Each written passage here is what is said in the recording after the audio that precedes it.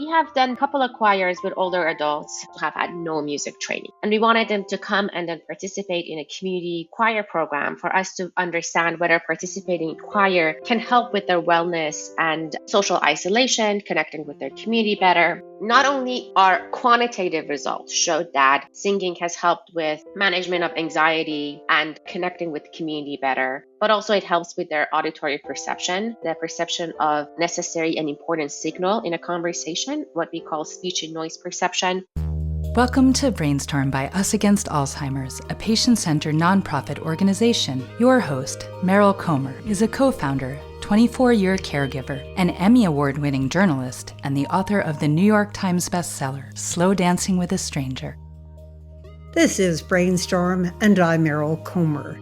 We continue our special series inspired by Renee Fleming's new anthology, Music and Mind, Harnessing the Arts for Health and Wellness. Our guest today is Assal Habibi, Assistant Professor of Psychology at the Brain and Creativity Institute and Director of the Center for Music, Brain, and Society at the University of Southern California. Her essay as lead researcher was The Benefit of Musical Engagement Across the Lifespan, Education, Health, and Well-Being. Welcome, Dr. Habibi. It's great to have you with us. Thank you. A pleasure to be here. So the idea that music promotes health and well-being is not new. It dates back to Greek culture. Fast forward to today, what is driving the resurgence of interest in the link between music, mind, and well-being?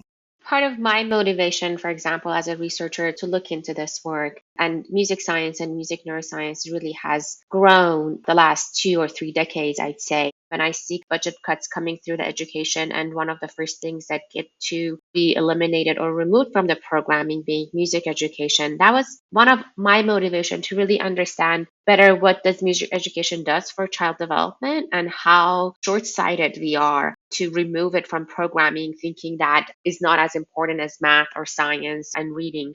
So the work that I have done really from a longitudinal perspective and from a developmental perspective has focused on finding the answers of like why music education is important in child development and not only showing that it's obviously joyful, but it actually does provide opportunities for children to learn skills and abilities that we want them to learn, both from a social emotional learning perspective, such as skills like empathy and compassion, and also cognitive development. Now, you're a classically trained pianist. Correct. And did you ever envision as a little girl practicing at the piano that you would become a scientist, studying music? Yes and no. My mother was a geologist and scientist. My father was an engineer. So science had a pretty strong presence in my household.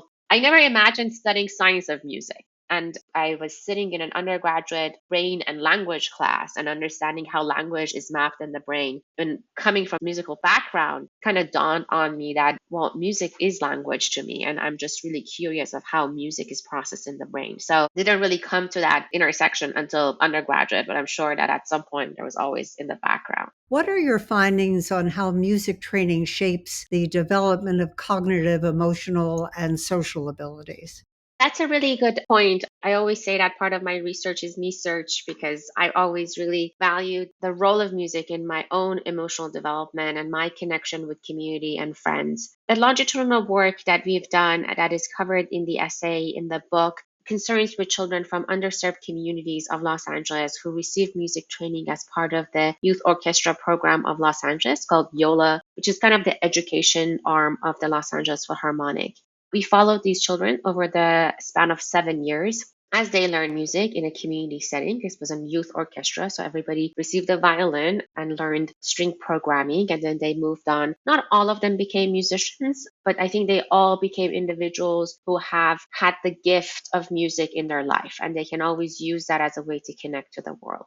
We saw benefits in the areas of the brain and development that we expected to see, such as auditory regions of the brain, because these are the regions that are stimulated by music, and by kind of a near transfer effect, development in language and speech perception and auditory skills, which were all expected and was really nice to see. But when we compare these children with their counterparts who did not receive music, but they were matched in every other aspect from a socioeconomic perspective, age, gender distribution, we also saw development and advantages in executive control and executive function skills, skills such as impulse control, planning, better attention allocation to things that are relevant and important. So, from a cognitive perspective, these children really arrive to these milestones of cognitive development faster in their life. Now, if you have better inhibition control when you're age 10, that may translate into better decision making when you're in middle school, and that inhibition control really becomes handy when you have to make a decision about peer groups that you want to get associated with, or even more kind of risky, like we know that inhibition, for example, is very relevant to addiction. So if one has better inhibition control, has better protection mechanisms against addiction. So these were really unexpected results in terms of our findings, but really was nice to see that we can really show these benefits using a task like music that is so joyful and fun at the same time.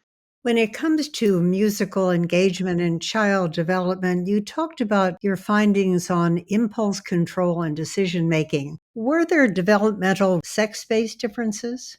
When we looked at outcomes of executive function and impulse control, we did not see differences between gender distribution. So our female participants did not perform better than male participants. The one area that we saw changes that were specific to female participants was that when we looked at singing and improvisation in the space of singing, we saw that, and this has been shown developmentally before, that girls tend to develop faster their singing skills and their voice skills. And they're also a little bit easier in terms of learning how to improvise with their voice and be creative. Maybe boys at that age, between ages to 6 to 10 that we looked at them, there's some kind of like social inhibition. They're not as comfortable as participating in singing. So that was really the only findings that we had, that we saw differences between genders. But in overall, the basic change was true for both genders in terms of changes as a result of music training. As a researcher, were you surprised by the recent findings on singing in a choir? We have done a couple of choirs with older adults. These are choirs that we have created for older adults who have had no music training. And we wanted them to come and then participate in a community choir program for us to understand whether participating in choir can help with their wellness and social isolation, connecting with their community better. When those older adults came to us, they have signed up for a choir study. They were very shy. Nobody wants to sing if they've never had any experience of singing 70 years in their life. Not only our quantitative results showed that singing has helped with management of anxiety and connecting with the community better, but also it helps with their auditory perception, the perception of necessary and important signal in a conversation, what we call speech and noise perception. If your research validates the early musical training, what is known about the opposite end of the spectrum in maintaining cognitive abilities and connections as people age? So I think from a lifespan perspective, one of the things we have been working on, in addition to the choir for older adults, is looking at how listening to music that is meaningful to you, music that is maybe nostalgic, music that brings memories that are meaningful and personal to you, can really engage the brain in a way that very specific. So we've looked at older adults listening to music that is nostalgic, and we've observed changes and function of activity of not only the auditory areas of the brain, but both memory regions and reward systems of the brain. That listening to this music is so meaningful that even for adults who have maybe early stages of dementia or Alzheimer's, can facilitate accessing memories that in kind of typical time it doesn't happen. So from that perspective, I think just listening to music and providing music listening opportunities for older adults in a way that is meaningful to them is not a way to slow down Alzheimer, but is a way to provide a tool for them to have a better quality of life. And I think in that way, having this social prescription idea of like providing music as a way of enhancing life during the older stages is meaningful. From a cognitive perspective, what I said about choir, one of the things that is deteriorated during aging for all of us is auditory perception, specifically detecting sensory information that is important in a conversation. If you cannot hear a conversation meaningfully, you avoid going to like social activities, to restaurants, to cafes. And what we've seen is that with participating in these choirs, not only we see better attention to auditory environment as a result of participating, but also really better speech and noise perception. After 12 weeks of participating in choirs, our older adults who were in the choir program compared to the ones that were in the control programs were better at detecting speech in noisy environment much more significantly than the control groups. If I'm listening to you correctly, engagement with music during childhood benefits those cognitive domains that typically decline with older adults in terms of cognitive functioning. Is that right? That is correct. So brain is very neuroplastic, and once we start a skill and activity, I think we should continue. So it would be hard to say that if you do 10 years of music training during childhood, then you're protected for the rest of your life. I think it's important. And when you start that skill, we continue. And even if you're not professional musicians, we just continue to play music and as a hobby or as a way of like connecting with friends and family. But even if one has stopped, as again, brain has like amazing capacity for neuroplasticity. So if at an older age, an individual picks up music again, those pathways of the brain have already been stimulated and these areas get connected with each other and co-function much more efficiently if you already have that background.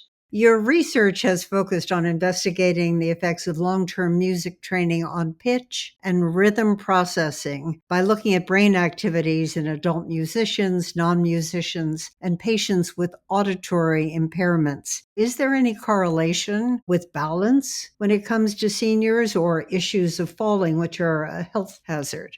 Pitch and rhythm perception are basic ingredients of music training. And we know that with individuals who learn music, those are the first skills that we see change. Better pitch production, pitch perception, and same with rhythm. Rhythm production takes a bit longer because it relies on the motor system of the brain, and developmentally, the motor system has like a more prolonged way of maturation. And we've seen that in children, and interestingly, even with like rhythm perception and rhythm production, we see a correlation of that ability with social behavior. So the more rhythmically synchronized these children were in their drumming, for example, experiments, the more prosocial they were towards their peers, which was really one of the nicer findings of this study. In terms of older adults, music rhythm is now one of the really key ingredients that have been used with older adults with Parkinson's disease, because one thing we know about Parkinson's and gait is that there is kind of like a loss of internal rhythm and for initiation of movements. And one of the things that music does is provide an external rhythm. Really good work in the field that has been shown that using external rhythm of music for older adults who have Parkinson's really helps them with initiating movement.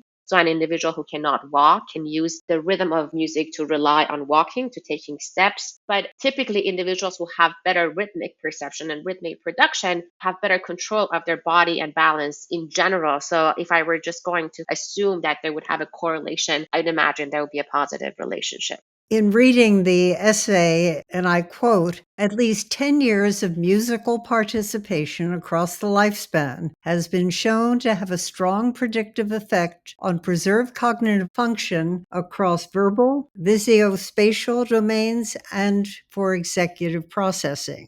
Now, does that mean that I need to call all my friends who have given up their instruments in old age and said, get back to them?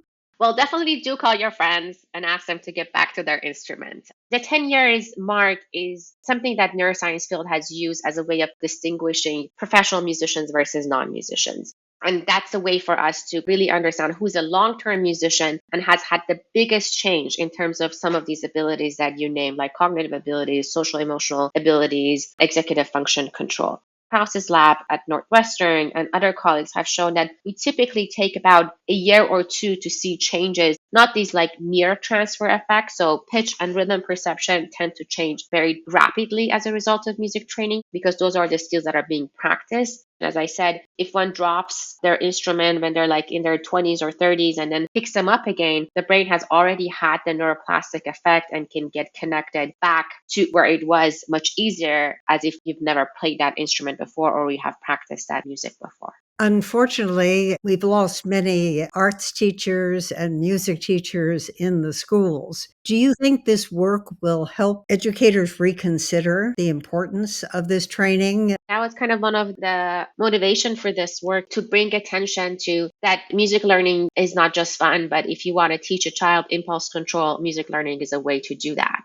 It's a lot more inclusive and engaging. Attention or rhythmic perception or some of the other language development and speech perception that we've seen results of. I think as a society, our job is to provide high quality music and art education for children and then let them decide how they want to use that. Yes, not everybody is going to become a conductor or a participant in an orchestra, but then we will have individuals who have arts and music as part of their life and a way of connecting with their other humans. Assal, can you describe the interface of artificial intelligence with music research? I very much value the importance of technology and what it allows us to learn about human brain and advancing our science and knowledge.